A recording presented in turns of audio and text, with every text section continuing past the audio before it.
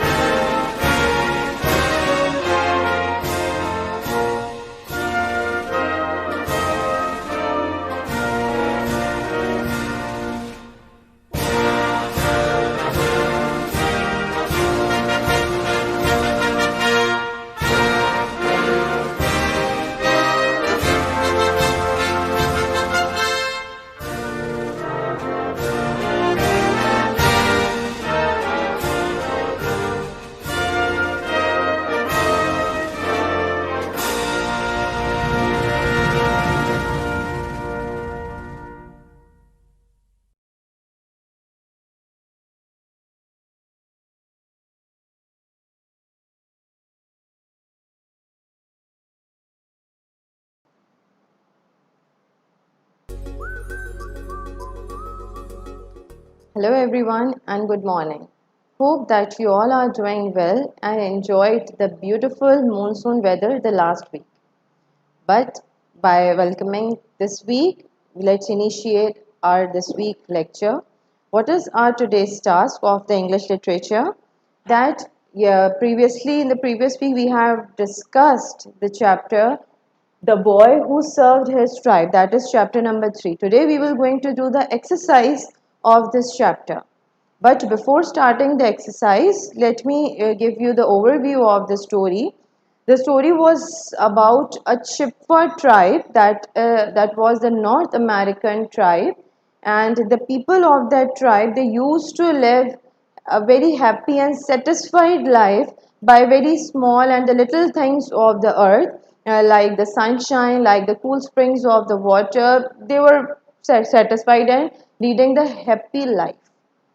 And how do they used to eat, and how do they depend upon their feeding? They used to do the hunting, as they were not available with any of the plants and fruits and the vegetables over there.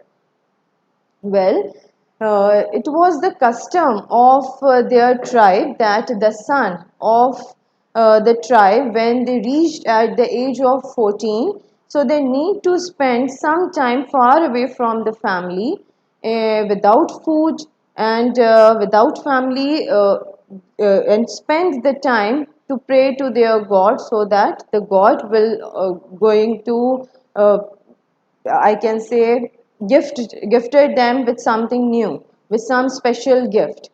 So this is the tribe, and every male, when they reach at the age of 14, so they used to obey, they used to follow the same custom. And the boy that has been mentioned in the story, he had performed his task. He followed the custom accordingly, and he performed the task very well, as he became weakened with the lack of food on the third and the seventh day. But when the warrior appeared in front of him, which we were thinking might be the Great Spirit, means the god of the tribe, or it might be sent by the Great Spirit. We don't exactly know who is that warrior, who was that warrior, but anyhow, he came to give the task to the boy to wrestle with him. And if the boy wrestled with the warrior well, so the Great Spirit will going to accept the prayers and will going to gift something new and something different to the boy. And unless the boy was he became weakened with the lack of the food and everything, still he managed to fought very well at that time, that he brought the warrior to death. That made the warrior happy, and while taking his last breath, the warrior asked the boy to bury me under the soil under the land, and you need to water that land daily. The great spirit will going to accept your worship and the prayers, and he will going to gifted you something new. The boy did the same, and one day, what has been grown on that land? The corn plants. Yes, and the Great Spirit has accepted the boy's worship and the prayers in a manner that he had not only gifted the boy, but he had been sent the gift for the whole tribe. That corn plants they will going to eat as their part of food whenever they don't want to go to do the hunting. I hope this overview is enough to do the question answers. Okay, now let's open your books. Take the pencil into your hand. Page number 31. On page number 31, you can find the exercise. Alright, now mark the questions which you need to do in exercise A. Question 1, 2, 3 and 4. Cross question number 5. You will not going to do question number 5. Okay, let's discuss question number 1. In what ways was the tribe satisfied with their lives? Yes, the people of that tribe, they were satisfied with the little things of their surroundings. What were those things? Just write it down. You can find the answer in the initial pages. Question number 2. Why do you think the father advised his son to pray to the Great Spirit for a gift? The father advised the son to pray in a manner to the Great Spirit so that the Great Spirit will not going to give the gift to you but to give the whole tribe. Question number 3. Who do you think the young warrior was? The question here arises, who was that young warrior? Either he was sent by the Great Spirit or he was the Great Spirit himself. That is up to you. What do you interpret? What do you think? Question number 4. How was the gift sent by the Great Spirit to Chippa tribe helpful?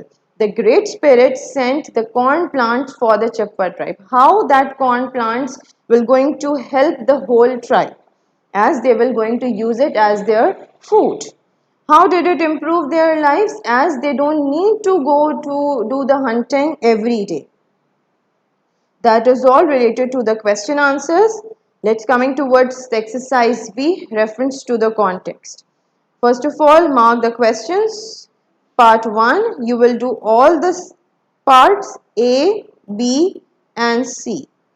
And for the second one, you will going to do only A part, cross B and C. I have mentioned it on the board as well. Okay, let's discuss part 1.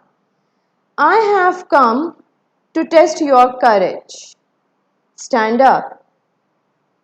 Who says these words to whom? There was someone who came in that wigwam to test the courage of the boy. Who was that? When are these words said? On which day the warrior first appeared? You need to mention the name of that day. How is his courage tested? What task the warrior had given to the boy? Right? Now, number 2, I will break through the earth and return to the sunshine. Somebody said that when I got died, when you will going to bury me in the earth, I will reappear as the beautiful sunshine. Who says these words to whom? Right? Now turn the page. Page number 32, you can find exercise C. For exercise C, you need to do only the first part. Match the following words to make the sensible expressions. Okay, the 2 columns have been given to you and you need to match them accordingly. That are more suitable words according to the explanation of the chapter. The words are harvest, what the boy had harvested. Hunt, what they used to hunt. Regain, when the boy get weakened. He tried to regain something to fight with the warrior. Spent what he spent in that wigwam. Part over here, part means moving from here and there very quickly and fastly. When something, the boy went. Okay, now the next part of the column you can easily match if you understand the first part of the column. Animals, corn, time, glory, curtains, and strength. Okay, that is all related to the work of this chapter. Now, how you will going to do the work? Write down the questions with a black pen and write down the answers with a blue pen in a neat and clean manner. First of all, you will make the index. Before starting the work, your first task is to make the index. I have mentioned the index on the board. Please note it down, or you can make it right now. Okay, after that you have made the title page once. No need to make the title page again and again, as you did word meanings the last week, so no need to make the title page again and again. Just mention today's date and the day and then start the work from exercise A, question answers.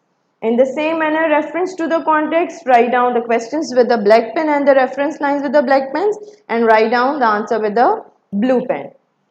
As I talk about exercise C, you will do it in this manner. Draw two columns, write down one part on one side and other part on other side with the blue pen, and do the matching with a black pointer. Alright, I hope that you understand it well. If still you have any sort of the query, so you can ask in the comment section. That is all for today's class. Stay connected for your language class. We will going to meet inshallah in the next week. Till then, take care. Allah Hafiz.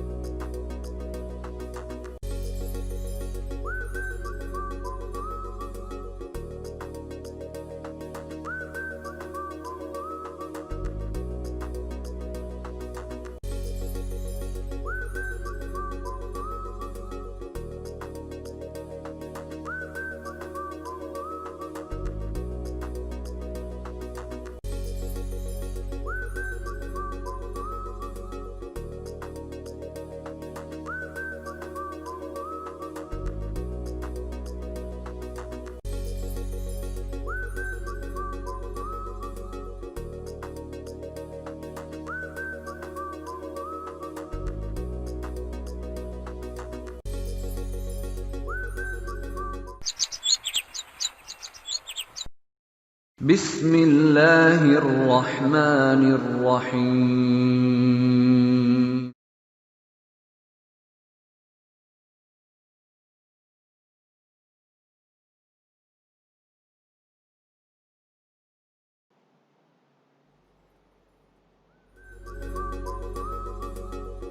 Assalamu alaikum to all. I hope that you all are doing well. So here we are going to conduct another English language class. I hope that you are ready for that. The topic which we were studying in our previous class, today the topic which we are going to read, that is related to the previous one. Okay? The previous one topic what was? Transitive and intransitive verbs. In the transitive and intransitive verbs, we discussed 3 to 4 things. The first word, what is verb? This one. The second word, subject. The third was object. Okay. Now in the verbs we discussed that we are having different kinds of verbs. So what is transitive and what is intransitive? We discuss these things in this verb. Then regarding the subject, then object. Now in the object we are going to read something else. What's that? Before moving towards the book, just have a look here. We are having two types of objects. Okay, firstly, I would like to mention here that it is not necessary that in all the sentences we have only one object. Okay, suppose if I say, I teach you, it is a simple sentence. Okay, I teach you. Here we have only one object, you. So we consider it simply as object. But many times it happens that we have more than one object in the sentence. Okay. So when we have more than one object in the sentence, so we divide in the two terms. Now what are the terms? Direct object, indirect object. Okay. The first is what? Direct object. The second is what? Indirect object. Now the question is that what is direct object? What is indirect object? Before reading this, you must have an idea that what is the object basically. I have taught this thing. So today, move towards the direct and indirect. Now, for suppose,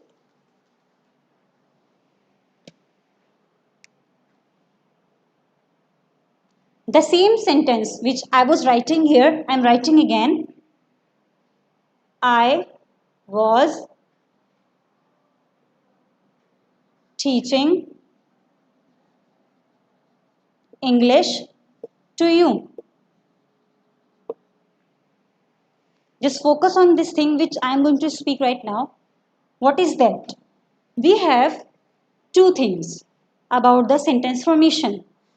It's up to the sentence formation that living thing. If you cannot see clearly, I'm just reading again. Living thing, non-living thing. Okay. The first concept is this. The second concept is what? Which is here. Okay. Something is given, someone who is receiving. It is another thing. It is another thing. The two things I'm telling you. The first is what? Living thing and non-living thing. If in the sentence, I was teaching English to you. Okay, I was teaching English to you. Here we consider this one thing. Okay, teaching whom? Whom I am teaching? You. So you is what? Object. One object. Now, I was teaching English to you. What am I teaching? English. So this is what? Non-living thing. It is a subject name. It is not living thing. Okay. So two things we were discussing, living thing and non-living thing. I was teaching English to you. What I am teaching? English. So it is what? Non-living thing means it is a subject name. This is also object. First, I was teaching English to you. Whom I am teaching? You. You are being studied. So this is what? You are the living thing. This is another object. Now, what is direct object and what is indirect object in this? Just look at here. You are the living thing, okay? And English is non-living thing. So here, Take out the page number 14.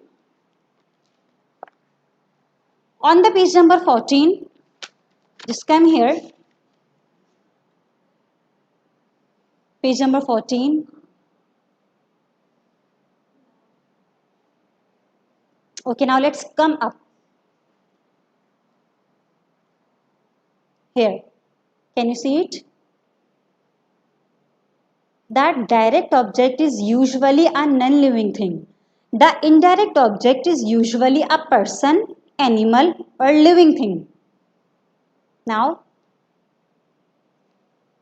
the direct object, can you see it now? The direct object is usually a non-living thing. The indirect object is usually a person, animal, or living thing. However, there can be exceptions. Now I am reading again. The direct object is usually a non-living thing. We were discussing the direct and indirect. They have said here, usually, not always, usually they are saying to us. Okay? Not all the times non-living things are direct object, but here, direct object is what? Non-living thing. What is non-living thing in this sentence? Definitely English. So English here in this sentence, English is what? Direct object. Okay? And what is living thing? Who is living thing? You. So you is what? Indirect object. But only in this case, it's up to the sentence formation that what you are taking out and in which manner you are taking out. Okay? According to this definition, this is clear that the direct object are the living things. The direct object, sorry, non-living thing. The direct object is usually, I am just mentioning the word usually. Usually doesn't mean always. Okay? So it is not always accepted. Now,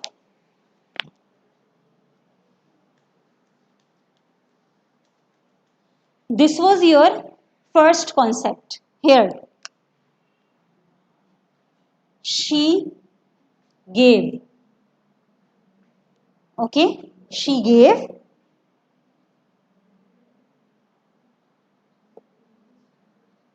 to that house a cat.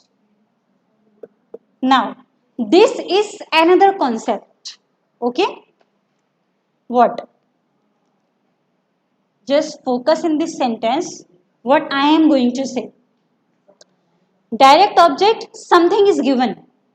Okay? Indirect object, someone who is receiving. Here I have not mentioned the living thing and non-living thing. Okay? What is written? Something and someone. Now, whether that something living thing or non-living thing, it's up to the sentence formation. Whether that something is living thing or non-living thing, it's up to the sentence formation. She gave to that house a cat. Now, what is something here which is given? What is that something? Cat is being given here. Okay? Cat is being given here. This is object. Now, someone who is receiving. Who is receiving the cat? You are giving a cat to the house. In this one sentence, what is that thing which is being given? That is a cat. And who is that thing? Means who is the receiving the cat? Who is receiving? The house. Now here is not mentioned that mother is receiving, father is receiving, siblings are receiving. No. House is receiving. It is not clear here. So, indirectly we are talking about. Something is given, something is what? Cat. Someone who is receiving? House. So, house is what? Indirect here. Cat is what? Direct here. Okay? Now, the question is that I was telling you, according to this line, the direct object is usually non-living thing. Okay, usually. Here, this one concept we cannot accept. Okay, the definition was what? Something is given, that something is called direct object. Something you're receiving, that something is called direct object. Someone Who is receiving? That someone is called indirect object, whether that is living thing, whether that is non-living thing. It's up to the sentence formation. Okay, this is the sentence. Now, on the page number 14, there is another example regarding this. Come to the last. The explorer gave the zoo a rare bird that he had caught. Now, the same thing we were discussing on the board. Gave the zoo a rare bird. What is being given? Something is given, I was telling you on the board. Now here what is being given? A bird. So here a bird is what? Direct object, because it is something which is being given. Gave the zoo. Who is receiving the bird? Zoo is receiving the bird. It is not clear that in the zoo, who is that person who is receiving? Only it is written here, zoo is receiving. So it is not the direct thing. Okay. So zoo is that thing who is receiving the bird. Zoo is what here? Indirect object. The same line is written here. Here, bird, a living thing, is the direct object, and zoo, a non-living thing, the indirect object. So whenever you guys are going to take out the direct object and the indirect object from the sentences, so just focus on the sentence, that what is the sentence, what is the formation of the sentence. If living thing and non-living thing is fixing there, so just take out these. If something and someone, it is fixing, so just take out regarding this, as in this one sentence and as in the book. So that is all with the explanation. Let's come towards the homework. Okay, in the last class I was teaching you the same topic in the same unit, but the things are different. Okay, no need to make title page again. Transitive and intransitive verbs you have made, so that is okay. Put the heading of direct object and indirect object. Copy the definitions from the page number 14. Then, as I was telling you in the last class about the exercise A, okay, that when you will do this exercise, now here it is really necessary to do at the end of this chapter. On the page number 13, there is exercise B. I am just reading, look at your book. Pick out the verbs from the following sentences and say whether they are transitive and intransitive. Point out the subject of each verb and the object of a transitive verb. Let's suppose there is a sentence on the book. Javiria was sleeping soundly. Now what to take out? First of all, subject. Subject is what? You will solve like this. Javiria. If you cannot see clearly, I am just reading again. Subject is what? Javiria. Then verbs we will take out. Here, if you are having the intransitive verbs, so no need to take out the object definitely. But if you are receiving the transitive verbs, mention the object first. Javiria was sleeping soundly. There is no transitive verb. Verb is what? Was sleeping. This is what? Intransitive. It is okay now. Okay. Second sentence is what? Maria loves flowers. So in this one sentence, Maria is the subject. Mention like this, subject Maria. Loves is what? Transitive verb. Verb is equals to transitive verb. Okay. Then flowers is the object. Mention here object. Then write flowers. Okay. So this is the way, only 5 sentences you are supposed to copy. 1, 2, 3, 4 and 5. Do not forget to make index. Inshallah we will meet in our next class. Till then, take care and Allah Hafiz.